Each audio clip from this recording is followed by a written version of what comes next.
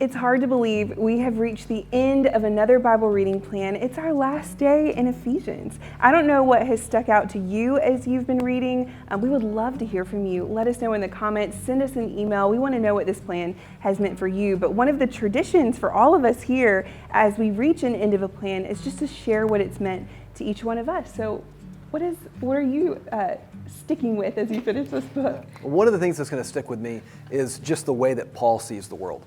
That he sees very clearly that we live in what he calls the present age, an age marked by a lot of strife and enmity, struggle. But he also sees that a world is coming, an age to come, Jesus would have called this the kingdom of God, where things will be made right. And Paul's revelation, what he sees in the person of Jesus, is that age to come, the kingdom of heaven, is already present here.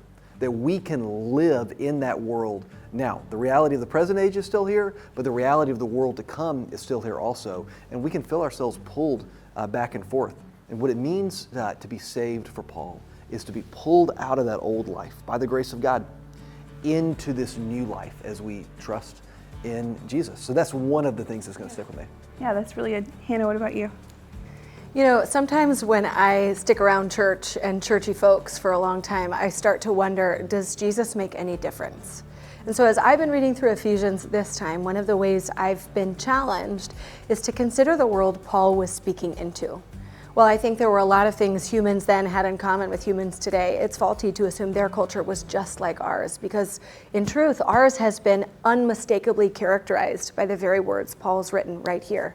So I'm challenged to do the work of understanding how people back then would have responded to his words and whether or not that's different from how I hear them. Yeah.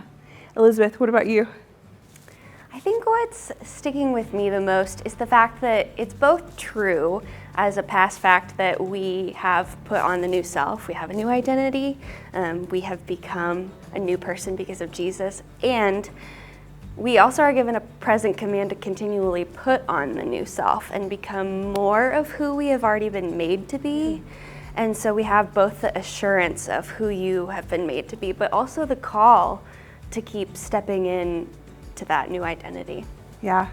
I joke about this a lot, but one of the things that I have been really convicted by is how much Paul really talks about community and the importance of living together. I'm kind of like a hermit, right? Like I would stay at home by myself all the time if it were up to me. And what Paul, I think, shows is that actually if we want to follow Jesus, if we want to become like Jesus, which is our whole goal, we can't live like that. And so this has been really personally challenging to me to examine my tribes in the way I find myself in community or don't find myself always in community. Okay, Hannah, do you want to talk about where we go from here? What comes next? Yes, we hope that you show up Sunday to pick up your hard copy of the Lent devotional. Of course, it will be available online as well, but for the season of Lent, which is the 40 days minus Sunday leading up to Easter, we are practicing something, and we're practicing prayer. So each day in your Lenten devotional, we will give you a tool to practice in your prayer life, knowing that prayer is never something we ever perfect. We don't become perfect prayers. In fact, I'm not so sure there's anything as a perfect prayer. But our hope is that we will give you some resources, some tools in your tool belt to help you communicate with God in ways that are more authentic and honest and transformational in your life and for those you're praying for. And if you're wondering when we're going to be in another book of the Bible, just get excited. I have been looking forward to this for years. Do you want to tell them what's coming after that? Yeah, after Easter, we're going to be going through the book of Revelation. So we're going to spend 4 weeks reading through it, 4 or 5 weeks? Yeah, 4 or 5 weeks. And we're excited about it. We're all doing a lot of study to get ready for it. It's a tough book, but it is a book that is just an epic conclusion to the story of Jesus as a whole, and really the story of the Bible as a whole. So we are very excited to be leading you through that, and we'll be doing that right after Easter. That's right. It starts April 8th.